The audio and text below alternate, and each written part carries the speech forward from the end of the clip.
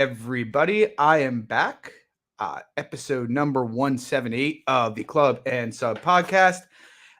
As you guys know, we were supposed to have a show Wednesday. Lags couldn't make it. Unfortunately, I had the flu. I was going to do it again yesterday, but I was still stuck in my bed sick, so was not able to do that either. But today I am feeling a little bit better, and I've emerged from the cave that is my bedroom, and I am going to do a show for you guys. We'll quickly go over last week, and then I'm going to bang out this card. So hopefully a little Friday afternoon enjoyment here. Last week, pretty good week. I won 8.67 units. Missed on all my prop swings. I had, Charles Johnson by TKO or sub. Had him by sub 2, sub 3. I had some Ribovics 2-3 and some Goff by decision. But did quite well on money lines. I had 2.5 units on Charles Johnson at like an average price of like plus 128, I think. I lost a unit and a half on Billy Goff. I had 2 units on Waldo Cortez Acosta plus 143. A lot of regret that I didn't add to that price. I had a lot of certainty that Robelis de Spain was a fraud. I got a bit spooked by the price movement there, though. But is what it is. At least I cashed it. I had a unit on Carlos Diego Fajeda plus 390. That was nice. I had 1 unit on Alonzo Menefield plus 225. Not really sure what he was doing, coming out blitzing Olberg the way he did. So that didn't work out too well. And then I had 3.54 units on Joaquin Buckley to win 2.5 units there. And that went really, really well. So, yeah, decent week. Excited to jump into this one. This one is not quite as good. Yeah, like Ozzy said, Dominican don't play. Waldo was the guy last week. Not quite as good as last week, I don't think. But a couple bets, couple takes on the card. First fight of the night, though, we got Emily Dacote taking on Vanessa Demopoulos. Dacote, unsurprisingly, massively chalked up here. She's minus 400. Come back on Demopoulos plus 330. I mean, I guess Vanessa constantly finds a way to jank out wins as a big underdog. I just don't really see much of a path here for her, though. One of the things she's been fortunate in some of these closer decisions is the women she's fought aren't very damaging strikers. And that's a bit different here. Dacote actually has some real pop to her shots, throws decent leg kicks, should be able to keep this upright fairly easily, I think. And so it's kind of hard for me to really see where Demopoulos gets ahead here. Obviously, she's always live for some kind of silly finish. Since that is kind of her game, it's just kind of being an opportunistic finisher. I just feel like this is one of the tougher fights she could get this far down the weight class. So, yeah, I mean, I don't have much interest here. I think Dacote handles her pretty easily. Honestly, if I was to look at anything, and I probably won't, but as I mentioned, Demopoulos does have some opportunistic, finishing ability, and the under 2.5 is plus 370 now. And I kind of feel that actually underrates Dacote's finishing ability a bit. She's subbed a few women and she's knocked out a few women in her career. And Demopoulos is obviously defensively void in all areas. Just seems a bit crazy. I don't know if I'll play it because I do think it's probably going to go the distance, but that number seems kind of nuts to me. Moving on, we got Altang Hale. He's taking on Cledson Rodriguez. Current price on Rodriguez minus 158. The comeback on Hale plus 138. I like the Cledson side here. I took a small bet on him at minus 148. I just look, Haley's a guy that I like to bet when he's, a dog again, or I mean, even a small favorite against like super, super low level guys, similar to his fight with like Chad and Helliger, right? But the truth of the matter is Haley has now shown us over a pretty lengthy sample here that unless he just has massive, massive physical advantages, he doesn't really have the tools to consistently win at this level. The truth of the matter is this is a guy who has been outlanded by 50 plus strikes 3 separate times in his career. Now, whatever, like however you want to put it in stats or don't put it into stats is fine, but that's pretty significant. And a couple of those times in 3-round fights. His only wins in the UFC were Dana in a fight that was a pretty poor decision, if we're being honest. Barely won a decision against Ryan Benoit, who was much, much smaller than him and up a weight class. Kevin Kroom and the aforementioned Chad and Helliger. Other than that, he's gotten smashed nonstop. And on the Claydson side, I get it. People haven't really loved Claydson as much since he lost his debut to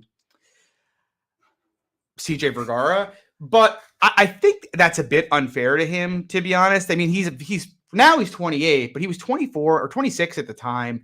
He obviously hasn't had that many UFC fights, but he's obviously always been a fairly good talent. He's a decent grappler. He's got good power, pretty high volume. He's tough, and, getting plunged into a debut against CJ Vergara, Vergara may not be great, but Vergara is relentless and he just does not stop coming forward all the time.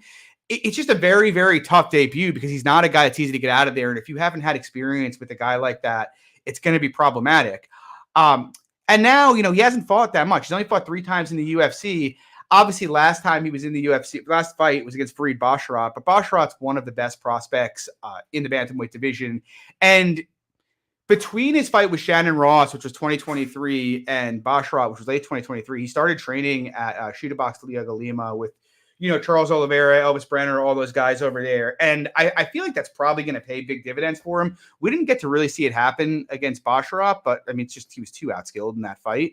But I think this is good for him here. The bottom line is I think Claydson can win this fight everywhere. He's a bit longer. He's a bit taller. He's a much better athlete. He can actually play the outside, kind of point strike and kick game. And I think that's really all he's going to need here against Hale. Maybe Hale could KO him, but the guy's only got 5 career KOs. He only has 1 in the UFC, and it was against Kurum down a weight class. I just feel like Claydson should win this everywhere. I don't really think, Hale could get takedowns, but I think he's more likely to get himself put in trouble by going to the grappling than he is to really put Claydson in trouble. So I lean the Claydson side. Moving on, Piero Rodriguez, Ariane Carnelossi. Current price, Piera minus 220 to come back on Carnelossi plus 185. I have a pretty big position on Piera at earlier prices. I wouldn't really advocate. I mean, this is about where I think the line should be here, in that like 70% range. I do think it could play out a lot wider than that, though, just because, I mean, Carnelossi, she really has shown us next to nothing impressive. She hasn't really been able to strike competitively with anybody that's any good. Her grappling, it looked fine against Estela Nunes, but Nunes is about as negative a grappler as it gets. And her defensive wrestling is quite literally amongst the worst I've ever seen in the UFC. She's got an 8% takedown defense thus far in her career, which is, it's almost unfathomably bad given how many takedowns she's allowed to both Liang and Lupe Godinez. I don't think she's got the best gas in the world. She's got pretty poor standing defense, and she struggles to close distance. The best thing Carnelossi does is hang in there, stay tough, and stay in your face, which I think is probably her best path against Piera here, because as everybody knows, Piera can slow down quite a bit in her fights. But at the end of the day, Piera is a quality boxer. She's a decent kicker. She's a very, very strong wrestler. And I just think that should be able to bail her out here. She fought Sam Hughes in her last, I think it was her last fight. And she wasn't able to control Hughes much, but Hughes is a very good get-up game, and Hughes is a much, much better striker than Carnelossi is and pressures much more aggressively. And to me, that just felt like a much more difficult version of this fight. She was fighting basically a pressure zombie who can grapple defensively. Now she's fighting someone who isn't really good at applying the pressure she wants to apply and can't grapple at all. And I just don't really think Carnelossi finishing her is a very likely outcome here. So with that being the case, I feel Piera should, unless she just collapses here from exhaustion, I think she should be able to win this fight however she wants. I expect her to dominate on minutes, and I think she wins pretty easily. Clint says during Bellator, really, John. I told you, man, it's been a rough week. I didn't even get to tape as much with Bellator as I wanted to. Moving on, though, 4th fight of the evening. We got Abus Magomedov taking on Warley Alves. Current price, Abus minus 255. The comeback on Warley plus 215. And this is one that I initially, when I first saw the booking in the line, I was like, yeah, I'll probably bet Warley. Abus has, he's shown zero gas. He's really shown he can fall apart quite easily. Surely Warley's got to be the side. And then you tape it a bit. And for one, I don't think Warley Alves belongs at 185. Maybe he'll show up differently on the scales, but I doubt it because his frame is not that of an 185-pounder. And you look at how he looked against Ikram, and this was not a guy who looked... He looked as if he was someone who was taking a fight at 185 because it was just easier for him to fight up there and get a paycheck than someone who actually, needed to go to 185. Whereas Abus is definitely a 185. You know, he's much taller and much longer than Worley is. I don't really think from an athleticism standpoint that it's all that close. Abus is a lot faster. He covers distance way quicker. He's much more defensively sound than Worley.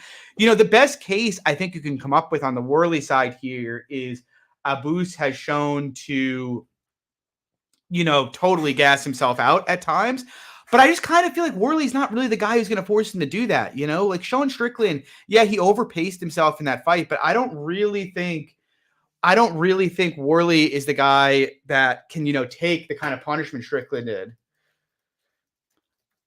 Hold on one second. I'm sending an email. And if, you know, so I don't think Worley can take the kind of punishment. Second of all, you know, Abus fought Caio Borralho fairly closely. So I do think some of the market sentiment about Abus is just based on him going from him just fighting a remarkably high level of competition to now he's fighting Worley Alves, and it's just a huge step down here. Worley looks old and past it to me. And yeah, I mean, I just think this should be Abus pretty easy. I actually kind of think something I'm thinking about playing here. The under 2.5 rounds for this fight is actually, it's a little juicy, but minus 185. Oh, maybe that might be an old line actually. Yeah, it looks like it's 1.5 now. Never mind. Yeah, I'm not that interested in that. Yeah, I think Abus should handle him here. I don't really have much interest in the fight.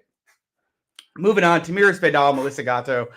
Again, don't really have much interest in this fight. I think the best argument one could make on the Vidal side here is just Vidal's the naturally bigger woman.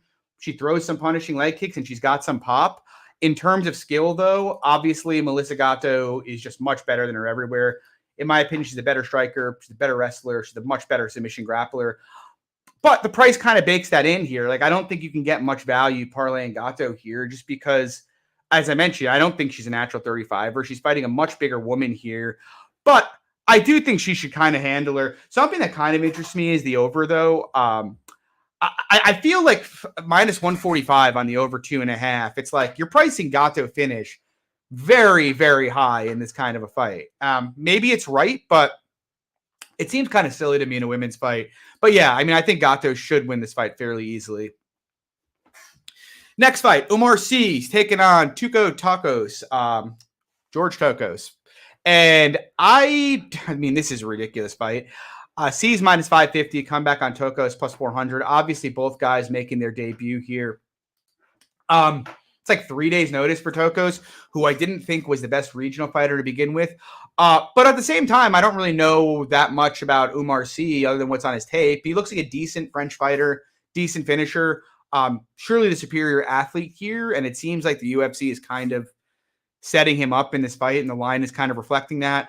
I don't really have a strong take on it, though. I was much more interested in C's original opponent, which was Tricoli, than I am in Tokos. Tokos is just kind of a brawler to me, and C seems a clever enough striker and grappler that he should be able to avoid most of what Tokos is offering him. Tokos could catch him, obviously, but it's just not something that really interests me. Moving on, Tom Nolan taking on Victor Martinez. Current price on Nolan, minus 450. The comeback on Martinez, plus 350. I like the Nolan side here. Or not the Nolan side, sorry. I kind of lean to the Martinez side here. I don't know if I'll bet him. I really don't think much of Victor Martinez, but Tom Nolan, man, you know, I didn't have the balls to bet Nicholas Mota against Tom Nolan in his last fight, but I mean, that fight kind of played out how I thought it might, which is Tom Nolan is just a hitter, and that's it. He doesn't really have any defense. He's not a great grappler. He wants to step into the pocket with you, bite down in the mouthpiece, and throw as hard as he can until you or him drop, which is kind of what we saw. And he fought a little bit sharper of a striker, and he got put down there. I kind of expect... Now, I don't get me wrong. I think he's a decent athlete, and I think Tom Nolan could have a future in the UFC. But I also get the vibe from him that he really needed 7 or 8 more regional fights before really stepping up, to fight UFC level competition here. Now, is Victor Martinez that? I'm not really sure, but like Nolan is super raw, and I expect he's going to come out here the same way and bite down and bang with Martinez. Now, do I favor Nolan in that kind of matchup? Yeah, I think he's longer than Martinez is. He's much taller. I think he's the better athlete who probably hits a decent bit harder. But again, I think it kind of comes down to the same thing. You have two guys, neither of whom have much defense. Both can crack a bit, who are going to bite down in the pocket and just swing till someone drops in all likelihood. So with that dynamic, I mean, we've already seen Nolan get put down once. He's been hurt multiple times regionally. Can you really get to like minus 400, minus 450, Tom Nolan? It seems a bit crazy to me. So like I might like poke Martinez small here just because, I mean, Martinez has a ton of KOs in his career. It's not as if, he has no power. The guy's got 8 career KOs. Yeah, I just think it's going to be a pretty competitive swinging match. Moving on, Angela Hale taking on Luana Pinheiro. Current price, Hale minus 141. The comeback on Pinheiro plus 121. Kind of an interesting fight. Pinheiro, in a way, has been my white whale in terms of someone I've tried to fade unsuccessfully several times. And then obviously passed on the fade spot last fight with Amanda Ribas. And I don't really have much interest in fading her here. My initial thought was I would bet Hale here just since, Pinheiro still hasn't totally demonstrated the ability to fight like in the top 10 to 15 in this weight class. But what I will say is a couple things. There's a couple different things here that I think give Pinheiro more of a shot than I initially thought. For one, Angela Hill's 39 years old. She is not what she once was in terms of, ability or age. Pinheiro's 30, so obviously that benefits her tremendously. But the other thing is, I mentioned this a while back, but Angela Hale, only a couple times in her career has she really ever separated from any fighters on minutes. She did to Dacote, but prior to that, she's almost always in close fights in almost all of her fights. And I look at it here, and she's taking on a much younger fighter who hits way harder and who takes the first round off of basically everybody she fights in Pinheiro. And I think to myself, she could probably give Hill a lot of issues early in this fight. I mean, Lupe Godinez hurt Hill, Claudia Gadelha hurt Hill, and I think Pinheiro throws significantly harder than either of them. And so I think she's got a lot of upside for not just winning the first round, but potentially hurting and finishing Hill. Beyond that, I think, I shouldn't say I think, one of the places where Hill excels the most is in the clinch. But if Hill can't, I think she's going to have trouble executing there. We've seen just about any time someone's tried to go to the clinch against Pinheiro, she goes to that judo throw, and she's very, very, very good with it. And I'm not sure Hill's going to be able to stop it. And that kind of concerns me for Hill here. With that said, I feel if Pinheiro can, or if Hill can clear kind of the early parts of this fight, obviously she has a lot of upside on the back end as, we've seen Pinheiro can gas, and we have seen that Hill tends to pick up the pace as the fight goes on. And so I would expect Hill to win the third round at a very high clip here. But I kind of feel like going in pre is a dangerous game as you're risking both a finish or her just, having a horrendous first round and you getting plus 200 Hill live after a round. I mean, I would rank Amanda Ribas a decent bit further ahead of Hill at this point in their careers. And Ribas, I believe, was around plus 200 heading into round 2. So like if I was going to play Hill, I would like to do it live, but I think it's an interesting fight. I think Pinheiro at this juncture in their careers is the better athlete. And I think she's a much more dangerous fighter. And that kind of combination, having age, athleticism, and danger on your side, it's not something you usually see at dog money in a women's fight. And so I don't know. Hill feels kind of trappy to me here. I'm passing it, maybe look to hit Hill live, but yeah, I have a feeling this could go quite a bit differently than what most think. Adrian Yanez taking on Benicio Salvador. Yanez turbo chalk here. He is up at minus 415. The comeback on Salvador plus 345. I kind of like the over here at minus 160, the over 1.5. And I kind of like, although I haven't played it yet, but I'm kind of leaning towards Yanez decision as well. I think in looking at this fight, the money line's probably lined appropriately. I mean, Yanez has fought and beaten much better strikers than Salvador, and Salvador is kind of like a wild just swinger, if we're being honest. Doesn't offer much of a grappling threat, doesn't do a ton of attritional work. Obviously, Yanez could knock him out, or Salvador could knock him out, but Salvador, I don't believe, has ever been finished standing by strikes, and the only times Yanez has been are by Rob Font and obviously the leg kicks from Jonathan Martinez. But to me, that's pretty interesting because Yanez is a counter striker, and he's kind of willing to let you have more or less the fight you want to have. And so, Salvador tends to come out Jared Curry says Vinicius' haircut adds about 150 points to the Yanez line. Salvador tends to, come out really hot, but he also has pretty bad gas and tends to slow down a lot.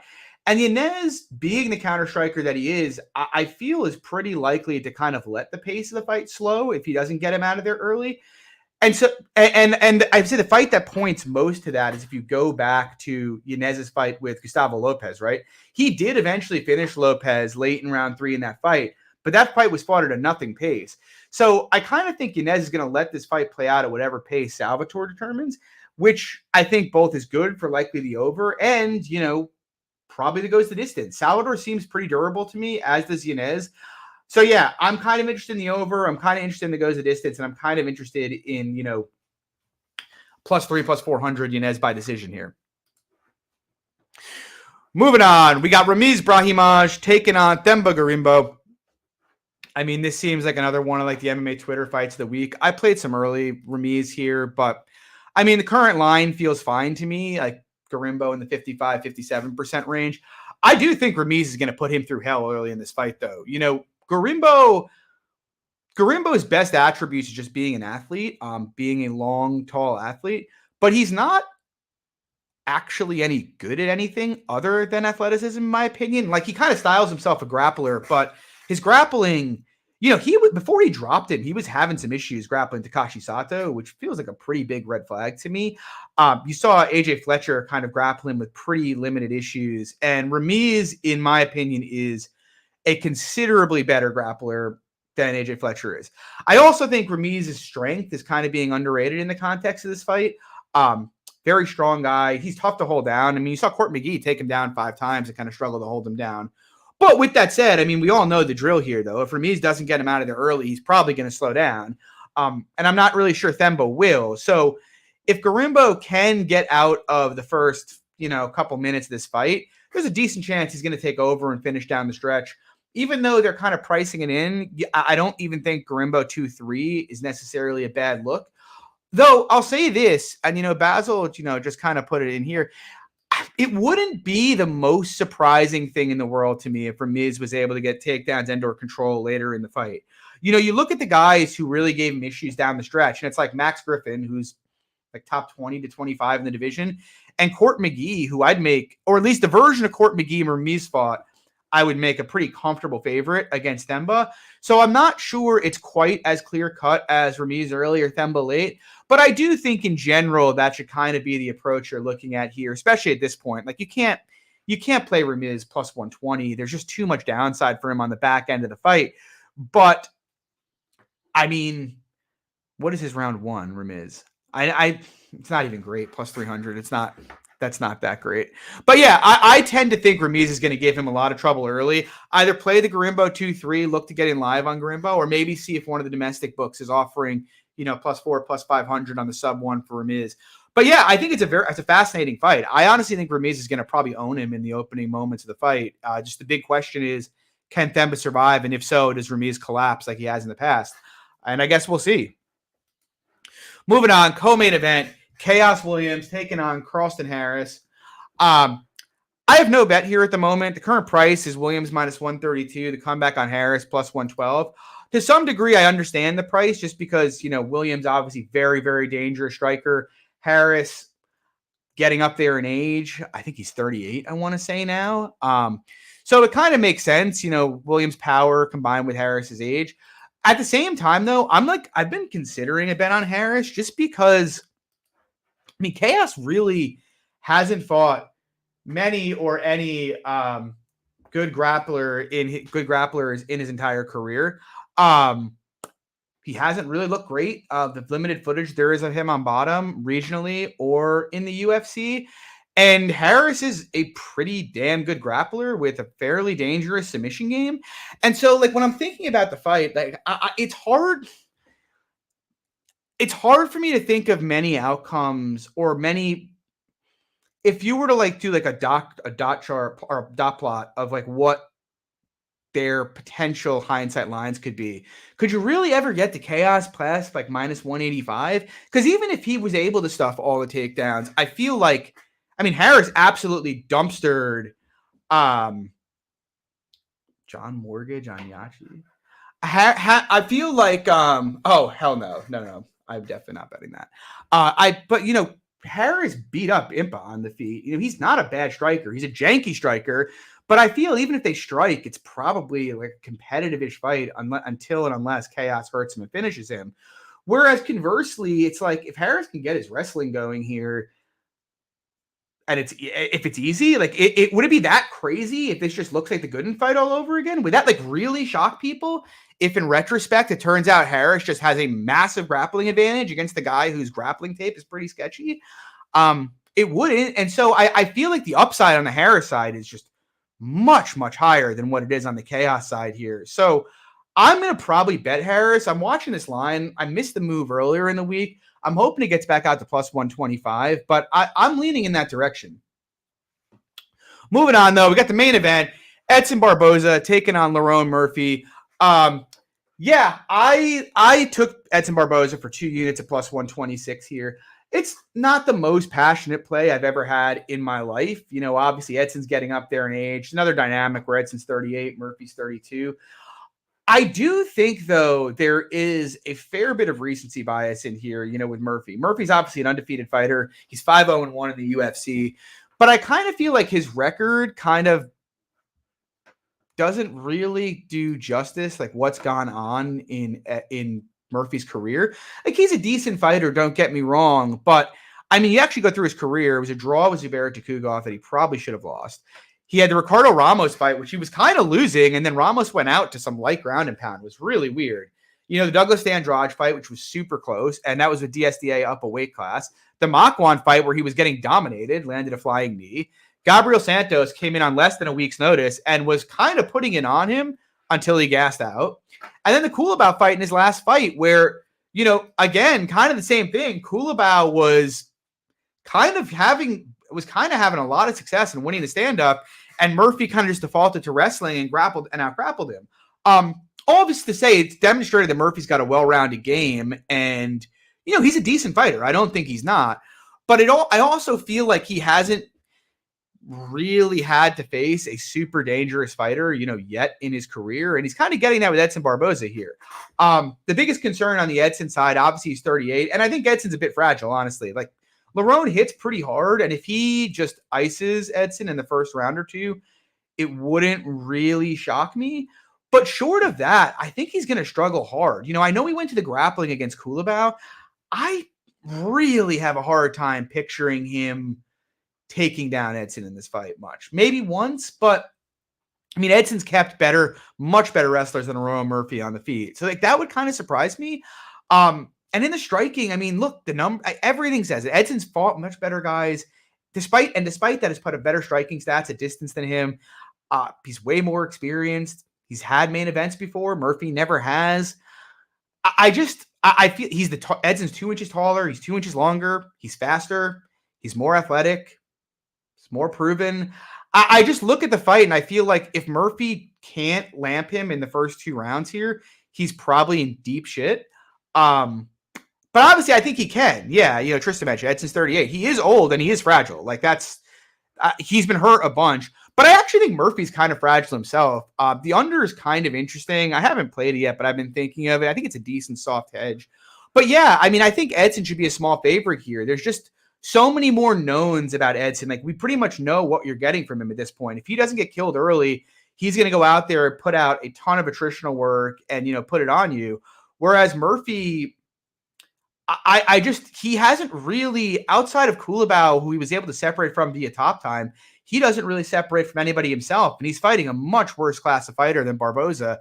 So yeah, I made Barboza like minus 125 here. I think it's a very competitive fight. I certainly see the Murphy angle here and Murphy's upside for KO. But yeah, that's all I got here, guys. I like that the Edson side. I bet it for 2 units. Bonus bet for Bellator. I did bet Magomedov at plus 281 this morning. Didn't have much time to tape that card just because I was sick the last couple of days. But Yeah, I like Magomed at the price. I mean, I bet him at minus 127 the first time he fought Patchy. Have to go in for a little bit at this price. But yeah, wish I had more to say. Kind of a shitty card this week. I'm still kind of out of it, so hopefully I performed okay. But good luck on your bets, everybody. Really, really appreciate you all coming out here to watch on a Friday afternoon. Good luck this weekend. Enjoy today. Peace.